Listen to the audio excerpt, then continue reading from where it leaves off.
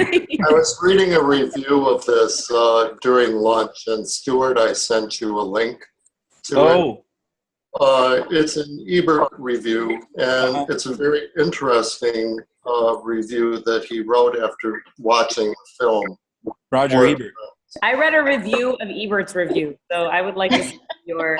That's very un-Shimer to read Basically, I read Ebert's review too, so. And I sent a link.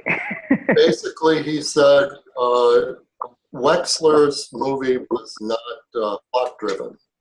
It was really a series of juxtaposed images. Yeah.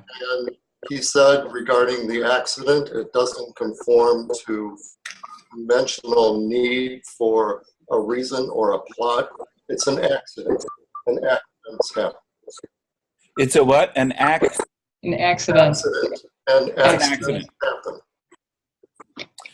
What I thought was interesting about his review, he kept talking about a very sophisticated audience, and you didn't have to spell everything out for them.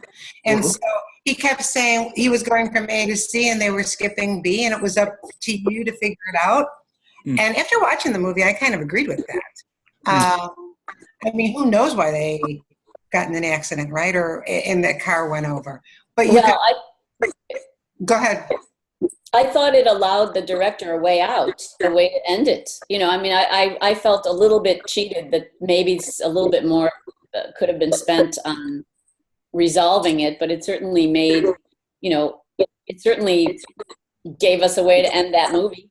It may have been poetic justice given the opening scene, etc. But there was no real development of it. As Simone mentioned, there wasn't any reason for it to happen. So I mean, in a way, it just gave it gave us a way of concluding the movie that may or may not have made sense. But I felt a little bit cheated by it. I thought it was a bit of a little sloppy on the director's part to end it. Yeah, because I think that there was a lot of this underlying theme of violence, how we perceive violence, how we play out violence, how we get excited about violence, and misogyny, and how all of those things are connected. That was this running theme throughout the whole film.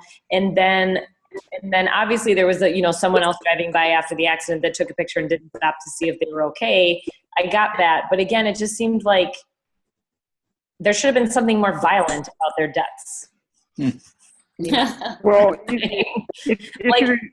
they were she was you need to come see this, you need to come see police cracking people's heads open, and he didn't even see it, they ran into a tree before he even got to see that. I don't get it.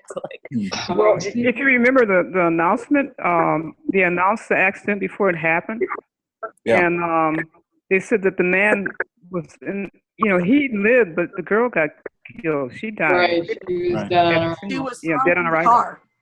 What was that? He was in critical. It said she was thrown from the car, but we didn't see that happen. Yeah, that's right. Yeah, kind of like what happened in the beginning.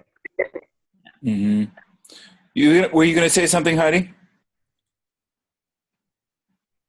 Right. I can understand why it wraps it up, and it's agree with Monica that it worked a little harder on making it feasible. Yeah. It's not very. It's you're not really getting any closure from that because you're left wondering, well, how did that happen? Yeah. Yeah.